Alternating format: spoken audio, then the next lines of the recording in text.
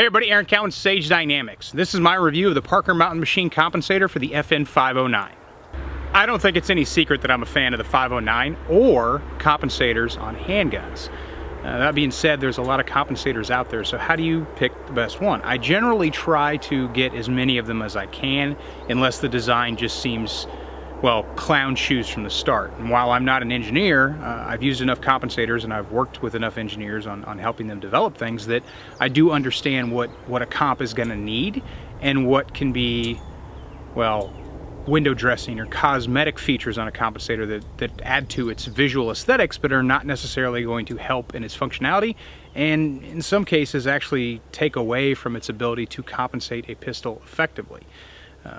That being said, most compensators that are out there, they do offer what they advertise, which means they're going to provide some level of compensation for the handgun that they're mounted on. But it's also known that some compensators can be quite finicky with what kind of ammunition you put in them. It's generally believed that you got to run 124 or 124 plus P. If you try to run 115 range ammo or sometimes even 147, the compensator is not going to either provide the benefits that it's there for, meaning help you get your muzzle flatter faster, or it's not going to cycle reliably and you're going to start to have more malfunctions than you would otherwise have. So going into reviewing a compensator, I always want to see, one, what kind of ammunition can I feed it, because I don't want to shoot 124 plus P all the time if I don't have to, and two, is it going to actually provide an added benefit to make it worth it?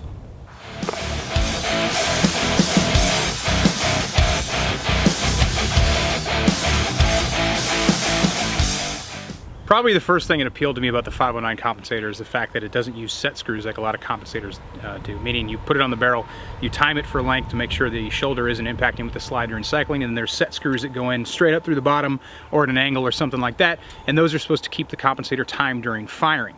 The 509 comp from Parker Mountain Machine actually works very similar to a rifle muzzle device. It uses shims and timing to give it the proper positioning on the barrel, and then you can lock it down with rock set or whatever your favorite thread locker is. High temp thread locker is highly recommended.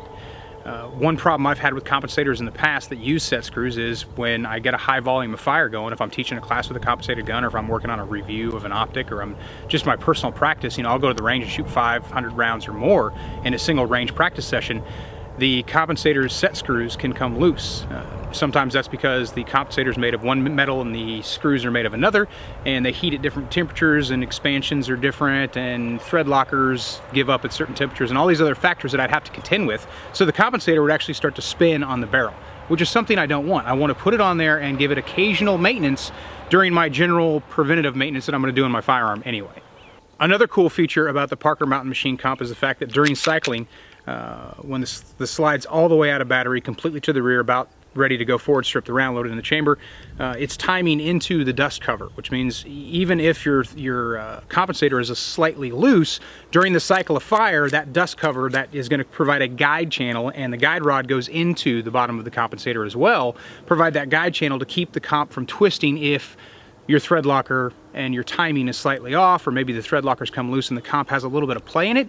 It's not going to allow it to spin on the barrel. So that's something that definitely appealed to me. Now, going into the review process, very first thing I'm going to do is my burn down, 500 rounds. So I got the comp installed, made sure I used a very liberal amount of thread locker because the gun is about to get really, really hot. I wanted to see if during that 500 rounds I could get the compensator to come loose, and if it did come loose, was it going to twist out of that guide channel, or was it going to cause any kind of malfunction on the gun if it did start to come out of proper timing.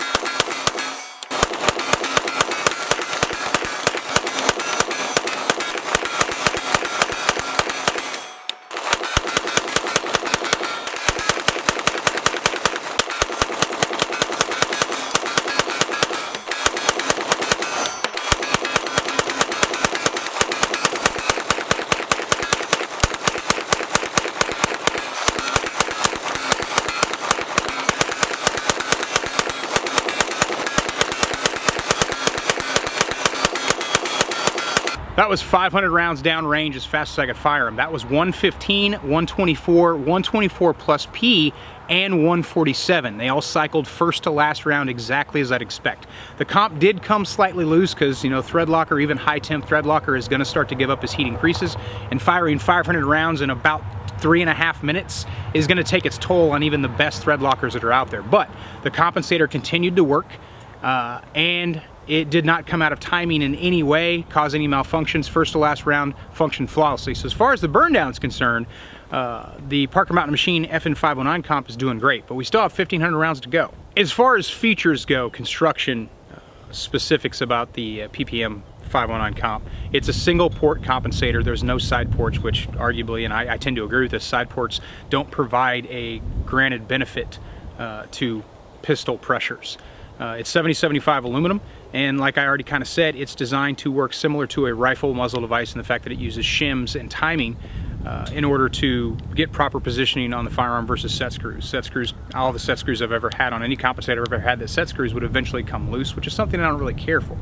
The PPM comp is also designed specifically for FN's threaded barrel, which comes with the 509 Tactical, and I believe you can just order their threaded barrel. So we don't have to worry about guesstimation of different shoulder heights or thread lengths, or I should say length of threaded area of the barrel. There's a lot of different aftermarket barrels out there. It's very popular to compensate Glocks, but barrels come in all shapes and sizes as far as shoulder height, shoulder length, and of course how much thread is available for putting a compensator or any kind of muzzle device or any kind of accessory, I should say, on there.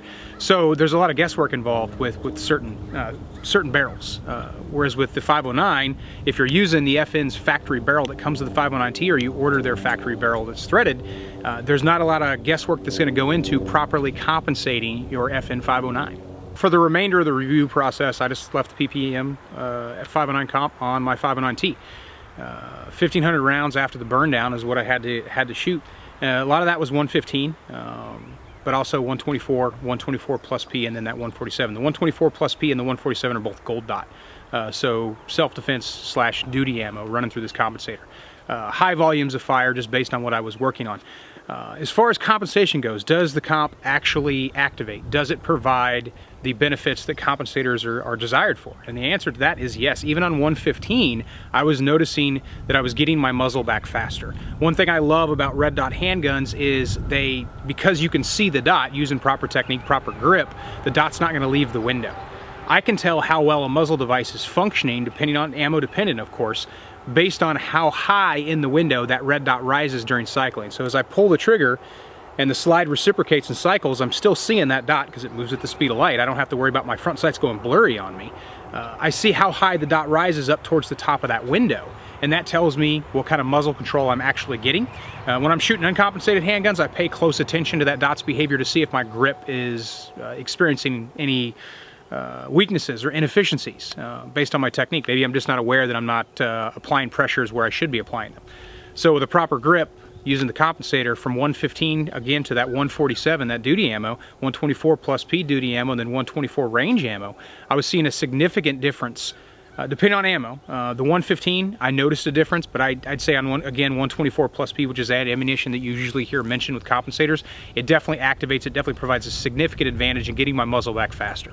During the review process, I was doing some night vision and some low light stuff. One thing that comes up with comped handguns all the time is, oh, you can't shoot them under night vision, or oh, you can't shoot them in low light, you'll lose your night vision, or you'll go blind, or you'll get killed in the streets or whatever, which is absolutely not true. In fact, depending on the ammunition you're firing, often you'll get more of a significant muzzle signature out of a crowned barrel, a non-compensated gun, than you would have a compensated gun. So at least on comp guns or ported guns, all my muzzle blast is being directed in one direction versus basically a cone of fire. And again, it's ammunition dependent.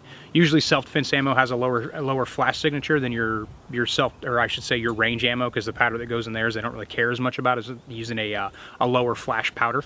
But shooting it under night vision, you know, of course, night vision is night vision. So any light is going to be obvious, but it did not impede my ability to continue to hit my targets. So even with that brief flash, which again moves at the speed of light, it's not that big of a deal. Once the gun settles back on target, regardless of range that I'm shooting at, I'm able to get my dot back, I'm able to shoot effectively. I shoot handguns under night vision with a red dot because that's kind of the best way to do it. Shooting it under low light using a weapon mounted light, or even in failing light like that twilight condition, the muzzle flash wasn't distracting, and it did not take away from my ability to get my sight picture back when I wanted it, exactly when I wanted it.